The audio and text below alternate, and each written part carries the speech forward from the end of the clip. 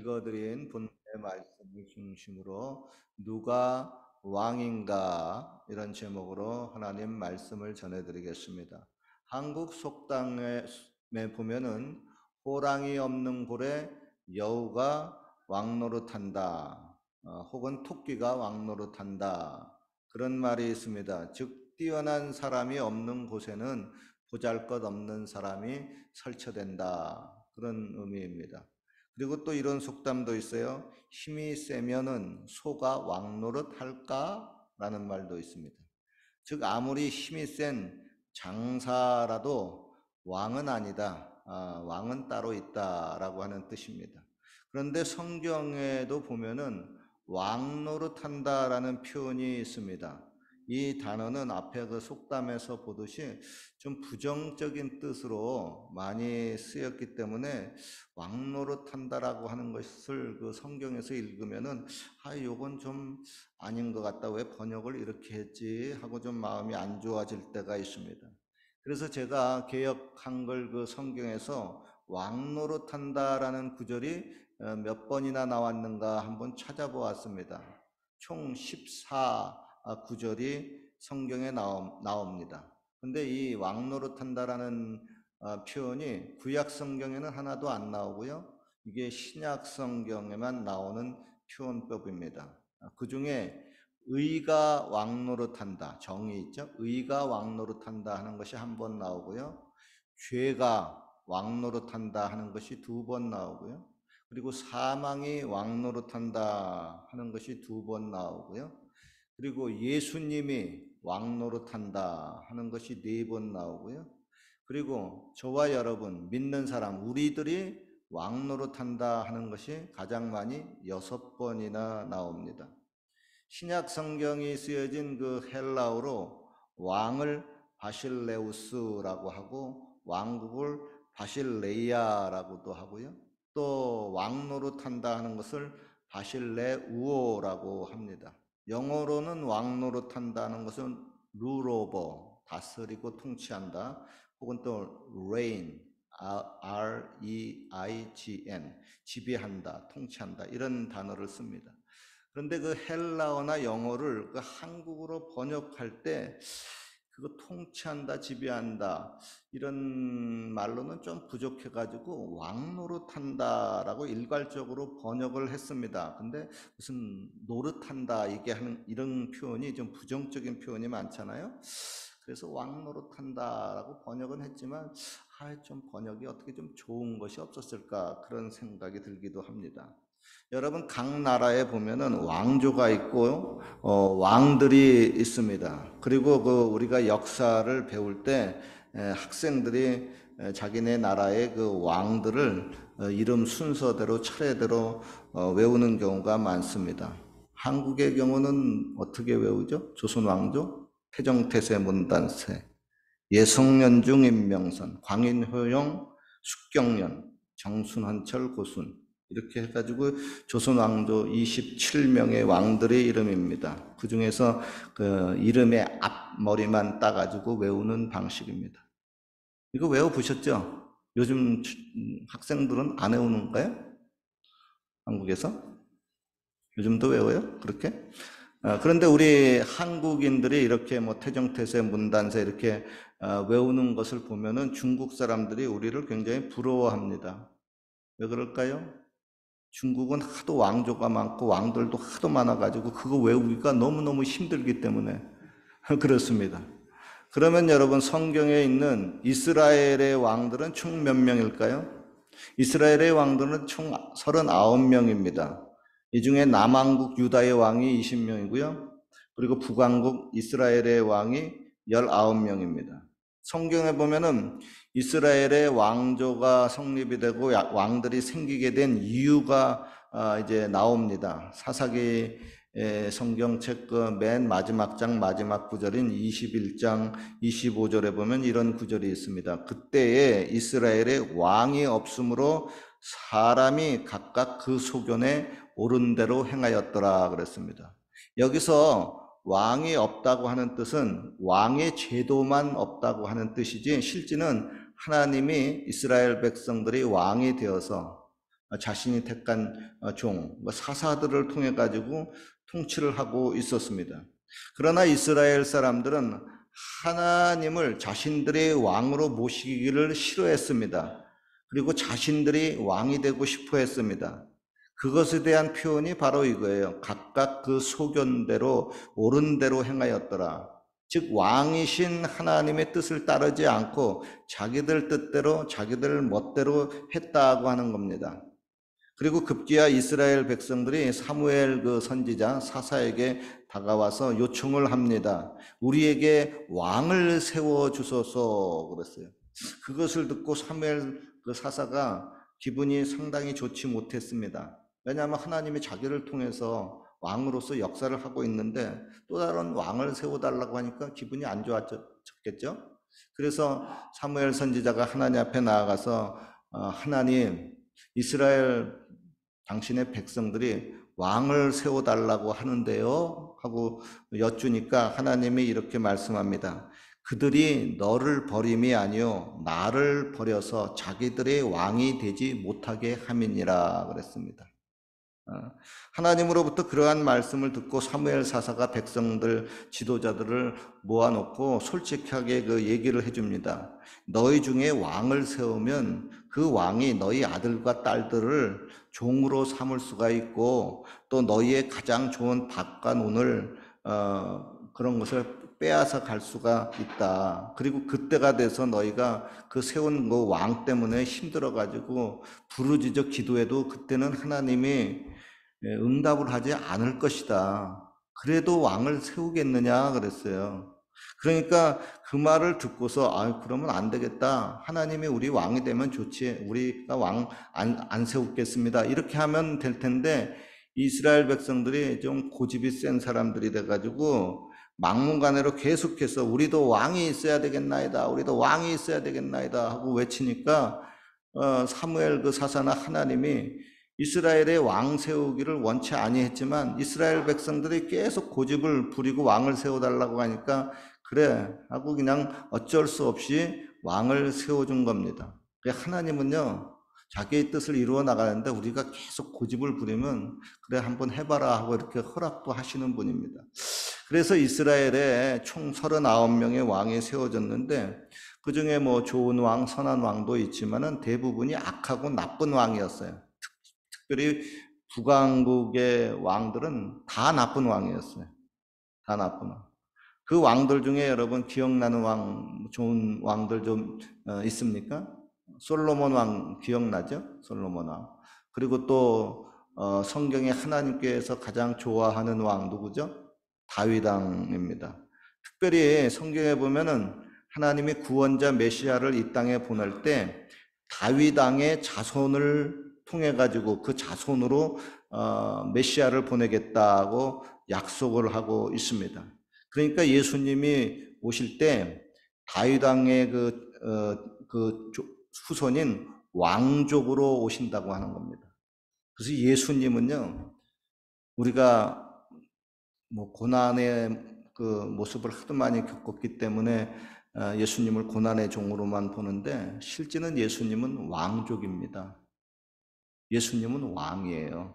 그래서 2000년 전에 예수님이 그 이스라엘 땅에 오셨을 때 동방 박사들이 경배하러 왔잖아요. 경배하러 와가지고 예루살렘에 도착해가지고 뭐라고 했냐면 여기 유대인의 왕으로 나시니가 어디 계시뇨? 우리가 그에게 경배하러 왔노라 그랬습니다. 유대인의 왕이 났다고 하는데 왕으로 오셨어요.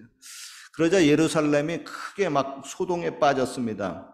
왜냐하면 그 당시 예루살렘은 로마 황제가 임명한 헤롯이라고 하는 분봉 왕이 통치를 하고 있었는데 그 사람이 되게 악하고 못된 사람이에요. 자기 아들, 딸들 부모, 장모 다 싹싹 막 죽이는 사람입니다.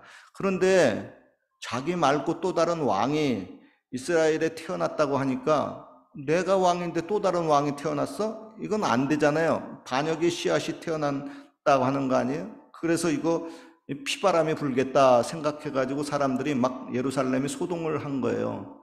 그리고 이스라엘 사람들은 메시아 예수님 탄생을 기다리고 있는 사람이에요. 그런데 예수님이 탄생될 때 동방에서 박사들만 왔지 실제 그 서기관들 많은 그 성경을 아는 그 사람들이 예수님이 탄생된 거 뻔히 알면서도 거기 가질 않았어요. 왜냐하면 거기 갔다간 헤로드 왕한테 다 목 잘려 죽어.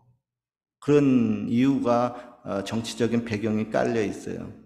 그런데 이제 동방 박사는 그걸 모르니까 멀리서 왕에게 경배하러 왔잖아요. 아닌 게 아니라 동방 박사가 가고 난 다음에 헤롯 왕이 그 베들레헴 그 지경의 사내 아이들을 2살 아래로 싹 죽이는 영아 대학살이 벌어졌습니다. 역사적으로 그게 나타나 있어요. 그리고 또 빌라도 총독이요, 예수님을 신문하고 재판할 때 예수님에게 이렇게 물었습니다. 내가 유대인의 왕이냐 물었어요. 그러자 예수님이 분명히 대답합니다. 내 말이 옳도다. 그래, 내가 유대인의 왕이다 라는 뜻입니다. 결국은 예수님이 십자가에 못 박혀 죽을 때 그 십자가 그 위에 죄명이 있어야 되는데 그 죄명이 뭐냐 하면 유대인의 왕 예수, 이게 죄명이에요. 너가 왕으로 태어났으니까 넌 반역죄를 저질렀다는 겁니다. 반역죄인이라고 하는 거예요. 유대인의 왕 예수, 이게. 그리고 이제 로마 이제 군병들이 예수님을 조롱할 때 이렇게 조롱을 했습니다. 유대인의 왕이여 평안할지어다. 왕으로 오신 예수님을 조롱한 거예요. 너가 왕인데 한번 왕 노릇 좀 해봐라 하는 거예요. 반면에 유대인들은 자기들이 그 왕이고 구세주인 예수님을 스스로 죽인 겁니다. 그리고 그들은 그 죄값을 받아가지고 나라가 얼마 있다가 망하고 1900년 동안 전 세계에 흩어져서 핍박을 당하고 큰 고통을 당했습니다. 그리고 아시다시피 히틀러에게 600만 명이나 가스실에 끌려가가지고 학살을 당하는 그런 비극도 있었습니다. 그리고 또 이스라엘 백성들 앞으로 더 큰 비극이 성경에 예언되어 있어요. 앞으로 이 세상에 이제 큰 7년 대환란이라고 하는 환란이 다가올 텐데 후 3년 반에 적그리스도가 나타나가지고 이스라엘 백성들 중에서 3분의 2가 죽습니다. 3분의 1만 살아서 하나님의 연단을 받게 된다 하는 그런 예언이 스가랴서에 나오게 됩니다. 왜 그래요? 왕으로 오신 예수님을 잡아 죽였기 때문에, 반역죄를 저질렀기 때문에 그렇습니다. 여러분, 2000년 전 이스라엘 백성들은 자기들의 왕이신 예수님을 못 알아보았습니다. 왜냐하면 초림 예수님은 왕은 왕이지만 고난의 종으로 왔기 때문에 그렇습니다. 예수님이 고난의 종으로 왔어요. 그래가지고 십자가에서 너무나 어이없게 힘없이 돌아가셨어요. 그래서 지금도 이스라엘 백성들은 이렇게 생각합니다. 아이, 저렇게 능력도 없이 십자가에서 죽는 것이 뭐가 왕이냐? 저게 무슨 우리의 메시아냐? 그래가지고요, 이스라엘 백성들 지금까지도 예수님 믿는 사람들 퍼센테지가 1%, 2%밖에 안 됩니다. 예수는 메시아가 아니라 그래요. 자기네들이 원하는 왕이 아니라고 합니다. 그러나 여러분, 예수님이 이 땅에 다시 재림하실 때, 그때는 영광의 왕으로 오신 그것을 모든 백성들이 보겠다고 말씀을 하고 있습니다. 그리고 예수님이 왕으로 오신 것은 이 땅에 오셔가지고 왕국을 건설해가지고 왕으로서 통치를 하려고 오시는 겁니다. 그래서 이 땅에 예수님이 오시게 되게 되면 천년 왕국이 이루어져요. 그때는 이렇게 공화정, 이렇게 무슨 민주당 공화정이 이루어지는 것이 아니라 예수님이 만왕의 왕이 돼가지고 왕국이 건설이 됩니다. 그리고 이제 예수님이 이 땅에 오시기 전에 지금 저와 여러분들이 살고 있는 이 땅에 진짜 눈에 안 보이는 왕이 있습니다. 각 나라의 대통령 수상 왕들이 있긴 있지만 실제 눈에 안 보이는 진짜 권세자 왕이 있어요. 누구예요? 성경에 이렇게 얘기합니다. 이제 이 세상에 심판이 이르렀으니 이 세상 임금이 쫓겨나리라. 이 세상 임금, 왕이 누구냐 하면 사탄 마귀라고 하는 겁니다. 그게 사탄 마귀라고 하는 이 악하고 나쁜 왕이 이 세상에서 저와 여러분들을 권세 잡고 못 살게 불고 있다고 하는 겁니다. 그리고 이제 예수님, 선한 왕이 오셔가지고 그 나쁜 왕인 사탄 마귀를 이 땅에서 쫓아내고 정의의 새로운 천년 왕국을 세우게 된다고 하는 겁니다. 여러분 이 말 이렇게 제가 이렇게 하면은 그러니까 안 믿는 불신자들이나 이게 성경을 모르는 분들은 아이 그거 무슨 꿈 같은 이야기를 하나 그렇게 생각을 합니다. 그렇지만 예수님이 이 땅에 다시 오시는 것도 그것도 믿기가 쉽지 않은데 와가지고 또 왕으로 또 세상을 또 새롭게 왕국을 세워가지고 통치를 해? 그거 참 그죠? 근데 저와 여러분들은 이것을 믿어야 돼요. 왜냐하면 이게 성경에 주축, 맥락이 있잖아요. 그 맥락이 앞으로 될 일입니다. 그러니까 이것을 안 믿게 되면 저와 여러분들이 땅만 바라보고 하늘나라를 바라보고 믿는 겁니다. 우리가 기도하잖아요. 주기도문에 하나님이 뜻이 하늘나라에서 이루어지는 것 같이 땅에서 이루어지이다 이렇게 얘기하잖아요. 그 하늘나라의 왕국이 땅에 건설이 되는 거예요. 예수님이 재림하실 때. 그죠? 그래서 우리가 요것은 분명히 알고 넘어가야 되고 오늘 본문에 보면요. 하늘나라에 하나님의 보좌가 이제 있고 거기에 하나님이 앉아 계시고 또 다른 24 보좌가 있는데 그 24 보좌에 흰 옷을 입고 금면류관을 쓴 24 장로들이 앉아서 이렇게 노래합니다. 여러분 흰 옷을 입고 금면류관을 쓰는 24 장로 이거 누구죠? 저와 여러분들입니다. 그죠? 거기서 이제 이렇게 노래를 해요. 저희로 우리 하나님 앞에서 나라와 제사장을 삼으셨으니 저희가 땅에서 왕 노릇하리로다. 오늘 본문 말씀이에요. 오늘 본문 계시록 5장 10절 한번 펴보세요. 거기 5장 10절 보세요. 저희로 우리 하나님 앞에서 나라와 제사장을 삼으셨으니 저희가 땅에서 왕 노릇하리로다. 여러분 여기서 왕 노릇하는 저들은 누구일까요? 바로 저와 여러분들입니다. 예수님이 만왕의 왕이시고 저와 여러분들을 예수님의 수하에 두셔가지고 우리 한 사람 한 사람을 작은 왕으로 만들어 놓는 겁니다. 그래서 이 땅에 예수님이 재림하실 때 만왕의 왕으로서 딱 버티고 계시고 저와 여러분들이 작은 왕이 되어가지고 몇 개 고을씩 맡아가지고 세상을 다스리게 됩니다. 그리고 이 노래를 부른 24 장로들이 흰옷을 입고 금멸류관을 받은 이 구약의 그 12지파와 신약의 12사도를 이제 상징하고 있는데 이 열둘 해가지고 24 보좌는 바로 저 신구약의 모든 하나님을 믿는 사람들을 상징합니다. 즉 저와 여러분들 믿는 사람들이 왕노릇을 한다는 거예요. 천사가 왕노릇을 하는 게 아니고요. 예수님을 믿는 저와 여러분들이 작은 왕들이 되어서 왕노릇한다는 겁니다. 그런데 이 요한계시록 성경이 쓰여진 때는 로마 황제가 있었던 시기이고 그 밑에가 또 황제가 임명한 작은 분봉 왕들이 많이 있었던 시기입니다. 이때 여러분 기독교인들이 성경에다가 우리가 왕이 된다, 기독교인들이 왕이 된다고 성경에 기록하면 어떤 일이 벌어질까요? 저 녀석들 다 저거 반역죄인이다. 그죠? 자기 황제가 있고 왕이 있는데 자기네들이 왕이 된다? 그래가지고 기독교인들이 다 말살이 됩니다. 그죠? 그러니까 성경에다가 기록을 할 때 우리가 왕노릇해야 된다고 적어 놓지를 못하고 저들이 제3자가 왕노릇한다 이렇게 적어 놨을 겁니다. 그러나 여러분 이제 킹 제임스 번역 성경에 보면은 거기에 이렇게 분명히 번역되어 있어요. 우리가 왕노릇한다. 그러니까 24 장로, 저와 여러분들 믿는 사람들 우리가 왕노릇한다고 딱 적혀 있어요. 번역이 되어 있어요. 그건 왜 그러냐면 영국의 그 제임스 왕이라고 하는 그 힘 있는 권세자가 학자들을 불러 모아가지고 주도해서 번역을 했습니다. 그리고 그때는 로마 황제 시대가 아니기 때문에 영국 왕이 주도했던 시기이기 때문에 그런 표현을 솔직하게 쓸 수가 있었습니다. 그래서 킹 제임스 그 번역 성경을 사랑하는 분들은 이 구절, 즉 저들이 왕노릇한다가 아니고 우리가 왕노릇한다라고 자기들은 확실히 바르게 번역을 했기 때문에 자기네 번역본이 최고다 그렇게 주장을 하고 있습니다.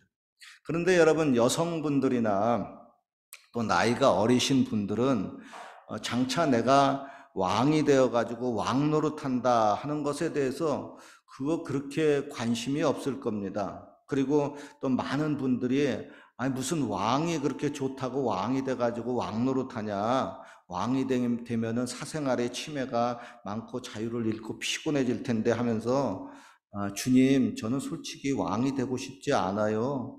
저는 아이돌 가수가 되고 싶어요. 이렇게 말하는 젊은이들이 많지, 내가 왕이 되어가지고 왕 노릇한다. 이렇게 말하는 젊은이들은 많지 않을 겁니다. 그죠? 그런데 그런 점에 있어가지고는 저도 마찬가지예요. 그냥 쉬고 싶지 굳이 왕이 되고 싶질 않아요. 그러니까 뭐 왕이 된다. 그래서 저와 여러분들이 왕 노릇한다. 이것에 대해서 솔직히 성경에 상당히 많이 중요하게 기록을 해놨는데 저와 여러분들이 앞으로 그게 이루어질 일인데 별로 관심이 별로 없어요. 그런데 생각을 해보세요. 예수님이 우리들을 피곤하게 하려고 우리들이 사생활을 침해하고 자유를 빼앗으려고 저와 여러분들을 왕으로 임명하지는 않을 겁니다. 뭔가 이 세상을 위해서 또 하나님의 좋은 뜻을 이루기 위해서 저와 여러분들을 권세자로 왕으로 임명하는 겁니다. 그리고 여러분 좀 더 깊이 생각을 해보세요. 왕이 더 자유가 많겠어요? 종이 더 자유가 많겠어요? 왕이 더 자유가 많겠어요? 백성이 더 자유가 많겠어요? 오늘날의 뭐 수상이나 대통령들은 그 뭐 스케줄이 빡빡하게 다 짜여져 있어가지고 자유가 없지만 옛날에 왕은요